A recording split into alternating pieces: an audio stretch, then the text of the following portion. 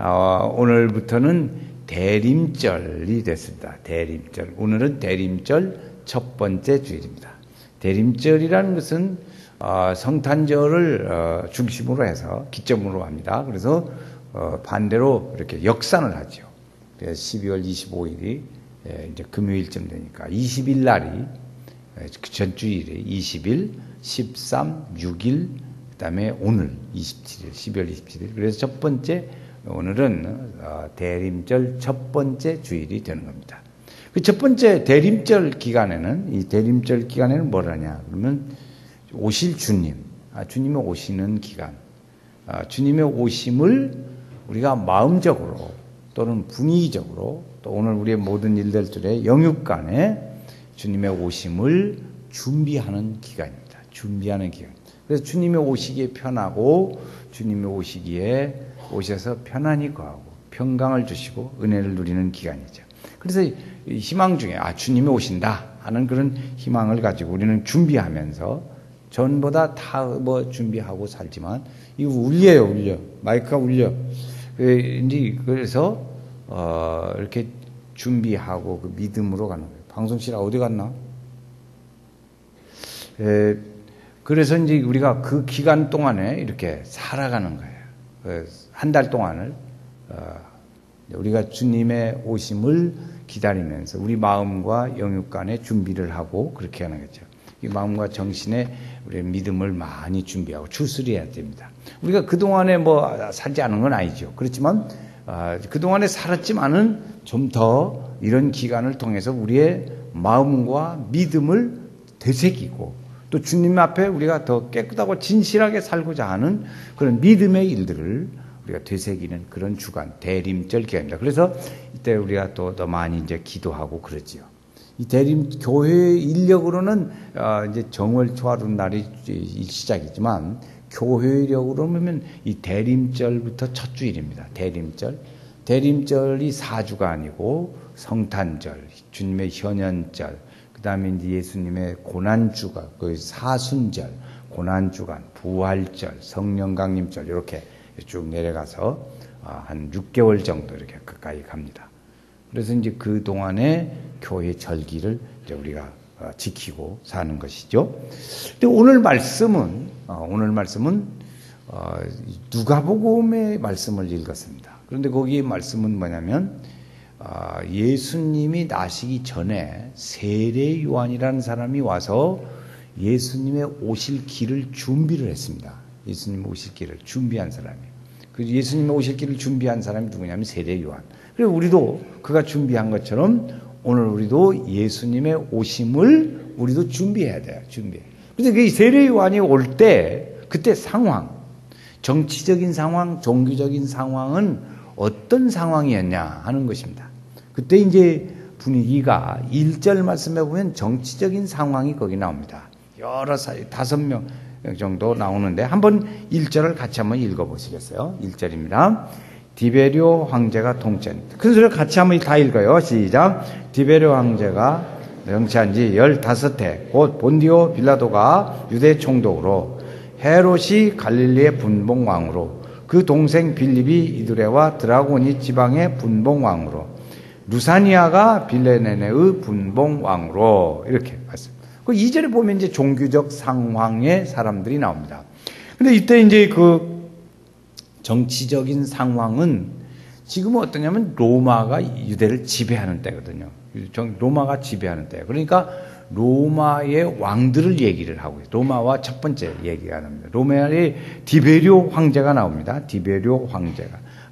그 사람이 한참 다스린 다음에 그는 다스렸는데 그때의 상황, 한 15년 다스린 지 한 15년 정도 지난 때의 상황이 세례 요한이 나온 때입니다. 그러니까 그때의 디베리오는 로마 황제의 두 번째 황제에 속합니다. 그 첫 번째 황제는 누구냐면 옥타비아누스라는 사람이 첫 번째 왕이고 두 번째는 이 디베리오 황제가 이제 왕입니다. 그 다음에 거기 나오는 사람 빌라도라는 사람이 나옵니다. 빌라도는 로마 시대에 총재가 되어서 황제가 돼가지고 유다 지방에 파견이 됐어요. 그래서 그때 거기를 총독이라 그를 불렀습니다. 근데 그 빌라도는 유대인들을 아주 능멸하고 또 반감을 불러일으킬 만한 일들을 많이 했어요. 그러니까 유대인들을 막 아주 깔잡아보고 낮게 생각하고 그렇게 막 하니까 유대인들이 볼 때는 자존심도 상하고 상당히 힘들지요. 그랬어요. 이 빌라도는 나중에 예수님을 십자가에 못 박는 선언을 하지요. 그런 일들을 한 사람이 빌라도였습니다. 빌라도. 그때 이제 또 하나 유명한 사람이 있는데 헤롯 왕이 있습니다. 헤롯 왕. 유대인들의 왕으로 이렇게 불려졌어요. 그러나 그 사람은 유대인 왕으로 있으면는데 이 헤롯 왕은 상당히 그 정서적으로나 또는 그 불안한 그런 사람이었어요. 위험하고 불안한 사람. 왜냐하면 감정을 제어를 잘 못하니까 자기에게 조금만 무슨 뭐 안 좋은 일이 있다든지 그러면은 그냥 가차없이 쳐 죽였습니다. 저 죽여서 많은 사람을 쳐 죽인 그 폭군과 같은 사람이 헤롯 왕입니다. 헤롯 왕. 그래서 그 사람은 종교적으로도 아주 이방 신전을 만들어 가지고 거기다가 하나님을 섬기는 게 아니라 이방 신성 기도로 그렇게 많이 했어요. 그러니까 별로 좋은 왕이 아니지요. 그래서 빌라도도 뭐 마찬가지고 다 그런 상황이에요. 거기 보면 헤롯 왕이 있는데 헤롯 왕의 동생 빌립이 있습니다. 그 빌립이라는 사람의 특징은 뭐냐면 가이사랴 빌립보 지방이라는 게 있어요. 가이사랴 빌립보. 가이사랴 빌립보는 이 빌립을 헤롯 왕의 동생 빌립의 이름을 따서 빌립보라는 동네 이름을 짓기도 했어요. 그 마지막 다섯 번째 루사니아는데 이 사람은 별 알려지지 않은 사람입니다. 자, 이게 정치적으로 그런 사람들이 있어요. 이 디베리오, 또 빌라도, 헤롯, 그 다음에 동생 빌립, 그 다음에 루사니아. 근데 이제 2절에 보면 종교적으로 지배했던 사람들이 있습니다. 그게 누구냐면 안나스와 가야바라는 사람입니다. 안나스와 가야바. 정치적으로는 그렇고 이제 지는데 이 안나스는 가야바의 장인이었어요. 이 장인인데 나이가 들어서 은퇴를 했다고요. 은퇴를 했어도 그 종교 사회에 아주 막강한 영향력을 사회의 힘을 빌어서 아주 막강한 영향력을 미치는 사람이었어요. 그 후대에 보면 예수님이 붙잡혀 갔습니다. 그런데 안나스가 재판을 해요. 안나스가 재판을 하고 자기 사위에게 이제 보내기도 하고 가야바에게도 갔다가 안나스에도 갔다가 예수님 왔다 갔다 합니다. 그만큼 이렇게 영향력을 미치는 사람들이었습니다. 그리고 이게 어려운 거죠. 종교적인 영역에도 영향을 미치는 이게 정치적으로 종교적으로 상당히 그 어려운 때였다 하는 것이죠. 그때 그런 때에 하나님의 말씀을 전하는 세례 요한이 나타나는 겁니다. 세례 요한. 이 세례 요한에게 무슨 일이 있었냐면 세례 요한에게 하나님의 말씀이 임했다 그랬어요. 하나님의 말씀이 임했다. 2절 하반절에 보면 하나님의 말씀이 빈들에서 사가랴 아들 요한에게 임한지라 그랬어요. 하나님의 말씀이 요한에게 임했습니다. 요한에게 임했다는 말은 뭐냐면 하나님의 말씀이 임하니까 권능이 임한 거죠. 하나님의 권능과 능력이 임하니까 하나님의 은혜에 의해서 세례 요한은 아주 충만했어요. 그 능력에 충만해. 그러니까 성령님의 은혜의 역사로 그때는 이제 성령이 있지만은 그 얘기를 잘 안 할 때니까 하나님의 능력에 의해서 이 사람은 붙잡혀서 하나님의 말씀대로 말씀을 전하고 하나님의 뜻을 나타내고 하나님을 사모하고 그 생각으로 가득 찬 사람. 이게 세례 요한이었어요. 그러니까 말씀이 임하니까 그 사람은 하나님의 말씀을 따라 살고 하나님의 인도하심 속에 사는 거죠. 하나님의 인도하심 속에 그 권능으로 충만하고 말씀을 전하고 사람들에게 이야기하고 가르치고 그래서 담대하게 전했어요. 독사의 자식들아. 이거 말이 그렇지. 그런 말을 그 성령의 충만한 능력이 아니면 할 수가 없는 말이에요. 뺨때대기 맞아요. 함부로 했어요. 지나가는 사람 보고 이 독사의 자식아 그러면 요즘에 갖다가 이거 뭐 이런 사람이 있어가지고 그냥 어디 나다니 날 테지. 그렇죠? 그런데 이때는 그런 말을 이 사람 담대했어요. 그런데 하나님의 권능이 임해서 말씀을 전하니까요. 사람들이 그 말을 듣는 거예요. 우리가 그냥 전하면 뺨때기 한 대 올라옵니다. 그러나 권능이 임해서 말씀을 전하니까 거기에 사람들이 감동을 받고 듣더라는 것이죠. 듣더라요. 이것이 권능의 특징입니다. 세례 요한이라는 사람은 광야에서 약대 털옷을 입고 야생꿀을 먹고 사는 사람이었습니다. 그래서 하나님의 빈 광야의 사람들의 어찌 그런 하나님만 오직 생각하고 광야에서, 그러니까 그 사람이 성령으로, 하나님 말씀이 임하니까 성령으로 충만해. 그 사람을 뭐라고 했냐면 빈들의 영성이라 이렇게 표현을 하기도 해요. 그러니까 아무것도 광야에서 뭐 보고 말할 것도 없고 보이는 건 주님밖에 생각할 것이 없어요. 그러니까 하나님의 권능이 그 머리 위에 임하셨어요. 임하시니까 세례 요한은 그 권능으로 아주 충만하고 그 생각이 불타오르는 역사가 그게 일어나게 되는 것이죠. 그런 말씀에 따라서 세례 요한에게 임하는 것은 그 영성이 얼마나 하나님의 생각에 충만한 사람이었는가 하는 것을 알 수 있습니다. 그 세례 요한에게 했어요. 세례 요한에게 하나님 말씀이 임해서, 그러니까 그가 한 일이 있어요. 한 일이 뭐냐면 세례를 베푸는 일을 했습니다. 세례를 베푸는 일. 요단강 주변에 지나오는 사람들에게 세례를 베풀었어요. 그 요한이 세례를 베푸는데 예수님도 오셔서 전례를 따라서 예수님도 세례 요한에게 세례를 베풀어 받으셨습니다. 세례를 마태복음 3장에 나온 얘기죠. 세례를 받으셨습니다. 세례라는 게 뭐예요? 물로 죄 정결케 하는 정결 예식이죠. 요한이 세례를 줄 때는 그 전제가 두 가지가 있었습니다. 두 가지. 세례를 하기 전에 두 가지 전제. 하나는 회개하는 것이고 두 번째는 그 죄를 용서함 받는 것이었어요. 그래서 요한의 세례는 회개의 세례를 전했다 그랬어요. 사도행전에 보면 사람들이 뭐라 그러니까 세례를 성령이라는 걸 알지를 못해요. 왜 그러냐? 요한은 이때 회개의 세례만을 주로 전했기 때문에 성령에 대해서는 별로 말하지를 않았어요. 그래서 사람들이 성령을 아냐? 그랬더니 몰라요. 왜 그러냐? 요한의 세례만 받았어요. 그러는 거예요. 요한의 세례가 뭐냐? 회개와 죄 용서의 세례를 받은, 죄 용서를 받은 씻음으로 세례를 줬거든. 그러니까 그때는 성령의 이야기를 별로 하지 않은 때라 그 말이죠. 그래서 회개하는 게 뭐예요? 마음 바꾸는 거죠. 방향을 바꿔 돌아서는 거예요. 하나님께로 돌아서는 거예요. 하나님께로 돌아서는 거. 그때 하나님께서 용서하시고 그리고 그를 불러주신 거예요. 죄사함의 표적으로.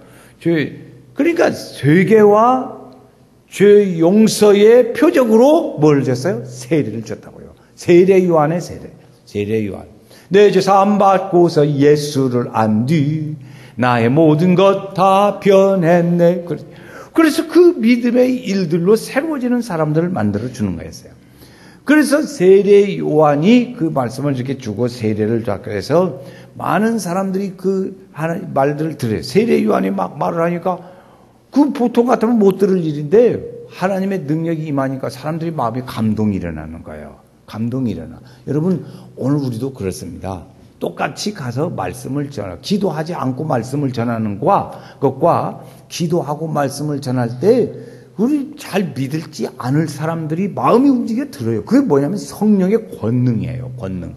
세례 요한도 마찬가지예요. 하나님의 말씀이 임하니까 하나님의 말씀을 들어서 사람들이 그 권능으로 마음이 움직이는 거예요. 마음이 움직여. 그래서 그 말씀을 듣고 회개하고 막 세례 요한한테 막 오는 거예요. 그러니까 이 독사해졌을 때 누가 너희들 보고 오라고 하더냐 막 그랬다고요. 그래도 사람들이 말씀을 들었어요. 왜 그래요? 하나님 말씀이 많은 권능이 있으니까 그렇게 되더라 하는 것이죠. 그래서 이제 그런 일들을 보니까 이게 사람들이 볼수록 더 우는 거지요. 자, 그때 이제 요한이 어떻게 했는가? 4절을 보겠어요. 4절. 우리 한번 다 같이 또 4절 말씀을 읽어보겠어요. 선지자 이사야의 책에 쓴 바 광야에서 외치는 자의 소리가 있어 이르되 너희는 주의 길을 준비하라. 그의 오실 길을 곧게 하라. 아멘. 세례 요한은 와서 하는 이게 뭐냐면 주님의 길을 예비하는 일을 했어요. 주님의 오실 길을 닦는 일을 하지요. 여러분 남자분들은 군대를 갔다 오시면 대개 그런 일들 많이 하죠. 이제 높은 부대에 장군, 별다른 사람을 장군이라고 하죠. 장군이 있는, 별다른 사람이 있는 부대는 높은 부대예요. 그런데 그 밑에 부대가 수십 개가 있다고요. 네? 수십 개 부대가 막 흩어져 있어요. 그러니까 그분이 만약에 별다른 분이 한번 시찰하러 온다. 그러면 하루 이틀 사이에 오는 게 아니에요. 일주일, 한 달 전부터 간다 하고 예고를 하거든요. 그러면 그 부대는 한 달 내내 준비를 합니다. 뭘 준비해? 청소하지, 총기 닦지, 길 닦지 다 닦는다고요. 근데 그때 그 길이 좀 아주 울퉁불퉁하고 그래요. 비 와서 패이기도 하고 그래. 그러면 전부 길을 다 판판하게 닦습니다. 이야, 그렇게 좋게 만들어요. 나뭇가지 이파리가 떨어지면 그 다 쓸어요. 쓸어서 깨끗하게 길을 만들어 놓는다고. 그래가지고 그분이 오기에 좋게, 오면 기분 좋게 그렇게 만든다고요. 그래서 세례 요한이 한 일은 뭐냐? 그렇게요. 예수님이 오실 때 아주 좋게, 기분 좋게. 오실 길을 잘 예비를 하고 편히 오시기 좋게 하는 거죠. 길을 닦는 거였어요. 세례 요한은 이걸 준비하는 일을 했어요. 오늘 우리도 준비를 해야 합니다. 준비를 해요. 주님이 오실 성탄에 한 달 동안 우리는 뭐하냐? 이 대림절에 그동안에도 그렇게 살지만 이때는 더 집중적으로 해서 우리 마음을 살피고 우리의 삶을 살피고 오늘 내 믿음을 다시 되새기고 용기를 얻고 그렇게 더 가까이 주께로 가오니 주께로 한 걸음씩 더 가까이 나아가는 절기, 이것이 대림절기예요. 우리는 그걸 준비해야 돼요. 준비. 성탄절인데 돌아다니면서 보니까 이게 뭐 크리스마스 캐롤이 울리고 뭐 그러니까 왔는가 보다. 그런 게 아니고 우리 마음속에 임하시는 하나님의 은혜를 우리가 가지는 거죠. 우리는 이 세상에서 평상시에 신앙생활을 하면서도 우리 마음에 뭐예요? 미움과 시기와 질투와 욕심과 분쟁과 이런 것들이 우리 마음을 많이 차지하고 있어요. 살아도. 그래서 늘 우리가 얘기하지요. 그래도 부족해. 그런데 그것을 없애려고 하지만 이번 기회에 우리는 뭘 하냐? 그래서 그 마음을 믿음과 사랑과 은혜와 아멘으로 믿음과 사랑과 은혜와 자비로 채우는 거예요. 자비로. 이래서 주님의 오실 그 길을 잘 이렇게 준비하는 거지. 준비하는 거. 그래서 준비하라. 그래서요. 그 길을 준비하라. 길을 굳게 하라. 그래, 그 길도 고정. 우리는 마음에 상처받아서 고바진 일이 많잖아요. 우리가 사는 일. 얼마나 이 세상에 살면서 우리는 상처받고 삽니까? 막 속상한 일도 많고 그러지요. 그러나 그 길들을 다 이렇게 고쳐서 주님의 오실 길을 준비하고 길을 곧게 하고 그런 일들을 하는 거지요. 그렇게 우리가 살아가면 사람들이 우리를 보고 어떻게 하나? 6절 말씀에 그 답이 있습니다. 우리를 보고 어떻게 하나? 그죠? 6절 한번 또 같이 다 읽겠어요. 모든 육체가 하나님의 구원하심을 보리라 함과 같으니라. 그렇겠죠. 모든 사람들이 뭔 일 났어? 뭔 일 났어? 무슨 일이요? 아니 달라졌어. 저 사람들이 이렇게 달라졌어. 그건 모습을 얘기를 하게 되죠. 그래서 구원이 예수님이 오신대. 예수님이 오시는데 준비해야 하잖아. 주님이 오시려면 우리 마음도 준비해야 되고 예수님이 오시면 우리 마음 가운데 거하시기에 편하게 만들어야 하잖아. 우리가 말이야 시기와 질투와 분쟁과 욕심으로 가득 차면 주님이 살기에 편하지 않잖아. 그러니까 우리가 마음과 믿음과 사랑과 자비와 은혜로 우리 마음을 채워야 주님이 우리에게 거하기 좋지. 여러분 오늘 우리가 손님으로 갑니다. 그런데 손님에 가면 어떤 집안에 가서 손님을 맞이하는데도 좀 빨리 일어나고 싶은 가정도 있고 친척집이라도 그래요. 친척집이라도 빨리 일어나고 싶은 집도 있고 그냥 뭐 더 좀 머무르고 가고 싶은 마음이 있기도 하고 자고 가고 싶은 마음도 있기도 하고 그래요. 그럴 때도 있어요. 그와 같이 오늘 주님이 우리에게 오셔서 참으로 오시기에도 좋고 환영하고 편하에 거하게 해야 될 줄로 믿습니다. 이렇게 사는 것이죠. 우리가 일들 중에. 그러니까 세례 요한이 하나님의 말씀이 임하게 됐어요. 세례 요한에게 말씀이 임했습니다. 그가 사람들에게 회개하고 죄 용서함 받으라는 세례를 베풀고 그렇게 외치고 했습니다. 그래서 그 예수님이 오실 길을 준비하는 거예요. 예비하는 그런 일들을 했어요. 사람들이 보고 뭔 일 났구나. 구원하심에 예수가 오시는구나 하고 그 말을 듣게 하라는 것이죠. 이것은 오늘 우리가 하는 겁니다. 우리는 믿음을 이렇게 닦아야 돼요. 다 이렇게 조심스럽게. 사랑과 마음과 회개함과 곧게함으로 우리는 절해야 돼요. 그리고 그동안에 우리가 할 일들이 있어요. 몇 가지 일들이 오늘 5절 말씀에 우리가 해야 할 일들을 가르쳐 줍니다. 거기 이제 몇 가지 말을 한번 읽어봐요. 몇 가지인가 한번 보세요. 5절 읽어보겠어요. 모든 골짜기가 메워지고 모든 산과 작은 산이 낮아지고 굽은 것이 곧아지고 험한 길이 평탄해지고 요 네 가지를 해야 합니다. 요 네 가지. 이 네 가지는 이렇게 언뜻 보면 무슨 말인가 그런데 골짜기가 메워지라는 거죠. 골짜기가 메워지는 건 뭐냐면 오늘 우리가 살아가면서 이 인간관계 속에 살아가면서 감정이 상하다가 처음에는 기분이 좀 남의 일이니까 별로. 그러다가 이 점점 상해가지고 아주 그냥 상종을 하는 단계까지 이르게 돼요. 그 골짜기가 돼버린 거죠. 골짜기가 돼버린 거예요. 그 골짜기를 어떻게 하나? 메워라. 그 평탄하게 만들어라. 좋게 만들어라. 그걸 회복하는 거죠. 우리가 이 골짜기가 만들어진 사람 사이의 관계를 그걸 잘 메꿔서 평안해지게 만들어라. 이것이죠. 실패의 경험으로 오늘 우리는 상처를 받고 살기도 합니다. 사람들의 대화 속에서 어려움을 겪기도 합니다. 그런 골짜기들이 떠오르지 않도록 이제 그걸 잘 메꾸는 거예요. 이게 첫 번째 일. 두 번째 일은 모든 산과 작은 산이 낮아져라. 이것이죠. 산이라는 것은 무엇을 의미하냐면 우리 인간의 교만한 마음, 자랑하는 것을 좋아하는 마음, 이런 마음들이죠. 사람들은 명예와 권력과 그리고 허세를 좋아합니다. 허세를 좋아해요. 그런 일들을, 그런 것들에 신경을 많이 쓴다고요. 그 교만하고 허세를 부리고 그리고 자랑하고 칭찬받기를 좋아하는 그런 것들을 좀 낮춰라 이거예요. 낮춰. 마음을 낮춰. 겸손해지라는 의미가 있습니다. 그런 걸 낮추는 일을 해야 합니다. 세 번째로 할 일은 보면 구분기를 것을 고다지게 하라 그랬어요. 얼마나 우리는 마음이 삐뚤어집니까? 삐뚤어지고 꼬이고 그래서 다른 사람 하는 일도 이렇게 좋게 안 보여. 저게 무슨 일이 있어가지고 저 사람 또 저러는가 이렇게 그런 꼬인 마음들이 있고 삐뚤어진 마음, 꼬여진 마음 이런 거죠. 어그러지고 까다로운 그런 마음들, 이런 마음들을 어떻게 하라? 고다지게 하라. 빠릿하게. 제가 가끔 쓰는 말이 있습니다. 우리 교회 전도할 때면 우리 김 목사님 해가지고 꽈배기를 가끔 만드는 때가 있어요. 꽈배기. 말을 곧게 정직하게 안 하는 사람을 제가 뭐라고 꽈배기를 많이 먹어가지고 속이 꿰서 된다고. 그래. 여러분, 속이 꿰서 그런 일들을 곧게 피라 이거예요. 피라. 그건 먹는 것이고, 우리 마음에 그런 일들이 많아요. 그걸 피라 이거죠. 피시기를 주의 이름으로 축원합니다. 네 번째는 험한 길이 평탄해지게 된다.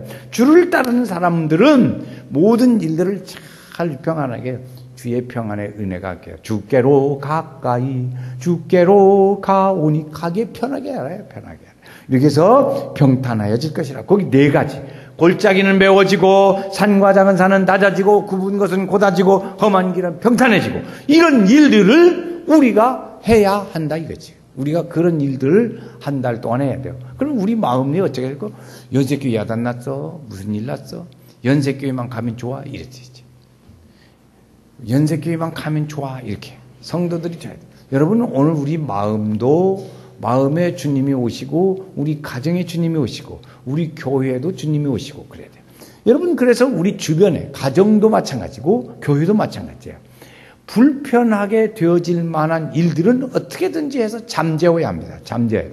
교회란, 여러분, 교회는 놔두고 교회는 가면 지옥 같고 집에 오면 천국 같다. 그런 사람들이 있어요. 여러분, 믿음의 사람은 그게 아니에요. 질서는 교회가 천국 같고 집안도 천국 같아서 그렇게 됩니다. 절차가 그렇게 돼요. 교회는 지옥 같고 집안은 천국 같다. 그런 건 없어요. 교회가 천국 같으면 교회 집안도 천국 같습니다. 할렐루야. 그 원리를 잘 알아두셔야 돼요. 여러분, 그래서 교회가 이렇게 분란스럽고 이렇게 구입이 치고 골짜기가 생기고 높아지고 굽어지고 평탄치 못하면 이걸 잘 이렇게 만들어요. 평탄하게. 자꾸 만들어서 교회가 은혜롭고 평안하고 그러면 그 교회에 속한 성도들 가정마다 다 평안합니다. 이 평안이 있기를 주의 이름으로 축원합니다. 연세교회는 평안한 교회예요. 좋은 교회 지난주에 했죠? 자, 한번에 좋은 교회. 이게 빨리 나와야 이게 꿍짝이 맞는 거지. 센스가 그렇게 두네요. 자, 다시 합니다. 좋은 교회.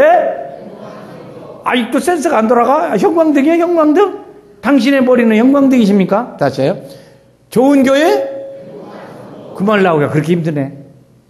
그렇죠. 오늘 우리 교회가 그런 교회들로 가죠. 우리 교회는 연세교회는 늘 자주 얘기해요. 은혜 중심의 사람이 이끌어가는 교회, 주도해가는 교회, 은혜 중심의 사람이 주도해가는 교회, 그런 교회에 되어질 때 우리 교회는 작은 천국을 이루고 주님의 오시는데 편한 교회, 좋은 교회가 되는 거예요. 그러면 거기에 속한 우리 연세 성도들 가정가정마다 그 길이 형통하고 평안하고 은혜롭고 건강하고 주의 은혜 충만하게 될 줄로 믿습니다. 이런 은혜가 임해야 되는 거예요. 이렇게 되는 겁니다. 그러니까 이 교회에 와서 신앙생활을 잘해서 은혜롭고 교회를 늘 그렇게 만들어 가야 돼요. 그렇게 우리가 조심해서 교회는 은혜롭고 좋은 교회, 행복한 성도의 삶으로 잘 해서 지금 우리 교회는 이 사순절 대림절 기간에 우리는 지역별 찬양 축제를 준비합니다. 그래서 모여서 기도하고 찬양하고 이 하나님의 은혜의 준비가 길을 닦을 일들이 쫙 기다리고 있다고요. 기다리고 있어요. 그 기다림을 오늘 우리 성도들이 같이 참여해서 그게 만들어 가야 돼요. 만들어 가면 주님이 오시기에 편하고 좋은 교회 되는 거예요. 행복한 성도가 되는 거예요. 가정도 평안에 은혜가 넘치게 될 줄로 믿습니다. 이렇게 이런 은혜의 역사가 이루어지는 것이죠. 여러분 우리 지역 찬양 준비하시는데 이제 텀을 두고 있어요. 그런데 잘 여러분 협조하셔서 나는 왜 오라고 안 해? 물어보세요. 그래서 우리가 잘 돼서 이 준비를 믿음의 준비, 마음의 준비 이런 일들을 하는데 우리 생활 속에서 이루어지는 거예요. 성도 사이에 이것이 이루어지지 않는데 어떻게 이루어지겠어요? 천국이. 그래서 주님의 우리가 많이 잘 이렇게 준비해서 주님의 우리가 5절에 나오는 이런 고든 것, 골짜기가 생긴 거, 산이 생긴 거, 이런 거 다 평탄하게 만들어서 기쁨과 사랑의 은혜로 충만하게 우리 교회를 세워가고 우리 심령을 그렇게 갈고 닦고, 할렐루야! 그렇게 나갈 때 우리 성도들도 건강하고 평안의 은혜가 함께 할 줄로 믿습니다. 여러분 가정에 그러한 주님의 오심이 기쁨의 은혜가 충만케 되어지기를 주의 이름으로 축원하게 말씀을 드립니다. 아멘.